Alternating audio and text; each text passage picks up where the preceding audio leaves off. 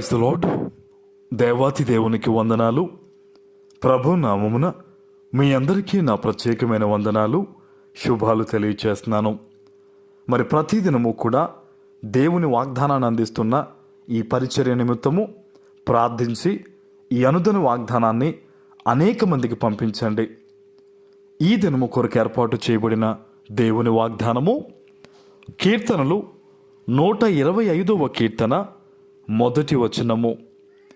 యెహోవా యందు నమ్మిక ఉంచువారు కదలక నిత్యము నిలుచు సియోను కొండవలే ఉందురు.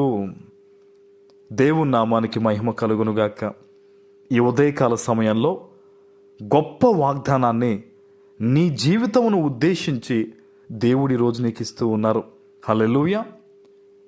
చాలామంది బిడ్డలు వాళ్ళ జీవితంలో వాళ్ళకి డబ్బు ఉండొచ్చు, పెద్ద పెద్ద ఉద్యోగాలు ఉండొచ్చు, మరెన్నో వారి సొంతమై ఉండొచ్చు, కానీ వారి జీవితంలో స్థిరత్వం ఉండదు. ఎందుకంటే వారికున్న బలగాన్ని నమ్ముకుంటారు, వారికున్న ధనాన్ని నమ్ముకుంటారు, కనుక పడిపోతూ ఉంటారు. అయితే ఈరోజు ప్రభువు చెప్తూ ఉన్నారు, నీ జీవితంలో ఏ ఉన్నా ఏమి లేకపోయినా నువ్వు దేవుని యందు నమ్మిక ఉంచితే నువ్వెంత మాత్రము కూడా కదిలింపబడవు. ఇబ్బందులు, శ్రమలు, కష్టాలు నీ జీవితం మీదకి వచ్చినా కూడా అవన్నీ నిన్ను దాటుకుని పోతాయి, కానీ నిన్ను కదిలింపలేవు అనేది ఈరోజు ప్రభు చెప్తున్నమాట.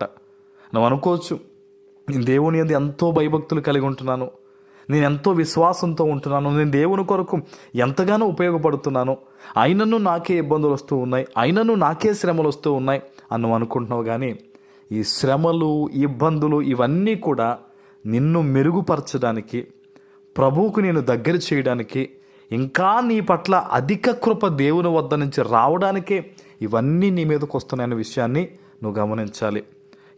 ఎలా ఉన్నా సరే నీ జీవితంలో ఏం కోల్పోయినా దేవుణ్ణి కోల్పోవద్దు. యోబు తన జీవితంలో సమస్తాన్ని కోల్పోయాడు, దేవుణ్ణి మాత్రం విడిచిపెట్టలేదు, దేవుణ్ణి కోల్పోలేదు. అందుకనే కోల్పోయిన ప్రతిదీ రెండంతలు పొందుకున్నాడు. ఈరోజు ఈ వాగ్దానాన్ని వింటున్న నీవు కూడా నీ జీవితంలో ఏది కోల్పోయినా పర్లేదు, కానీ యేసయ్యను మాత్రం కోల్పోవద్దు.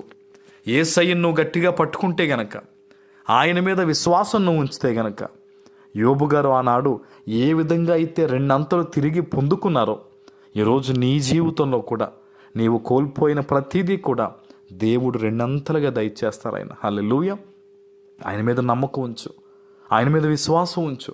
ఆ నమ్మకము, విశ్వాసము గురించే దేవుడు ఈరోజు ఈ వాగ్దానం ద్వారా నీతో మాట్లాడుతున్నాడంటే నీ మనస్సులో ఎక్కడో సందేహం ఉంది, నువ్వెక్కడో దిగజారిపోతూ ఉన్నావు, ఎక్కడో బలహీనపడుతూ ఉన్నావు. అందుకనే నువ్వు అటు ఇటు కదిలింపబడుతూ ఉన్నావు.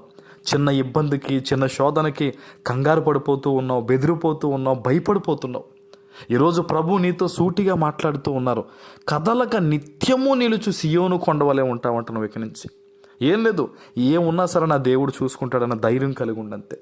నువ్వు తప్పు చేయొద్దు, పొరపాటు చేయొద్దు. అపవాది నీ వద్దకు పాపాన్ని తీసుకొచ్చిన నువ్వు అవసరమైతే పారిపో, యోసేపు వలే తప్ప నువ్వు దేవుని ఎదుట నిష్కలంకంగా నిలబడంతే. ఆయన మీద నమ్మకాన్ని చూపించంతే. నా దేవుడు సమస్తం చూసుకుంటాడు, నా దేవుడే ఇది జరిగిస్తాడు, నా దేవుడే అభివృద్ధి ఇస్తాడు, నా దేవుడే గొప్ప కార్యాలు చేస్తాడని ఆయన మీద నమ్మకాన్ని ఉంచంతే. ఆ నమ్మకం ద్వారా నువ్వు కదిలింపబడకుండా శాశ్వతమైన స్థిరత్వం అనేది దేవుడు నీకు దయచేయబోతూ ఉన్నారు. ఆమేన్. ప్రార్థన చేసుకుందాం. పరిశుద్ధుడు అయిన మా తండ్రి, మీకు వందనాలు. ఈ ఉదయకాల సమయంలో మీరు ఇచ్చిన ఈ వాగ్దానము ప్రతి బిడ్డ జీవితంలో నెరవేర్చి స్థిరపరచమని యేసు నామమున ప్రార్థిస్తున్నాను తండ్రి. ఆమేన్.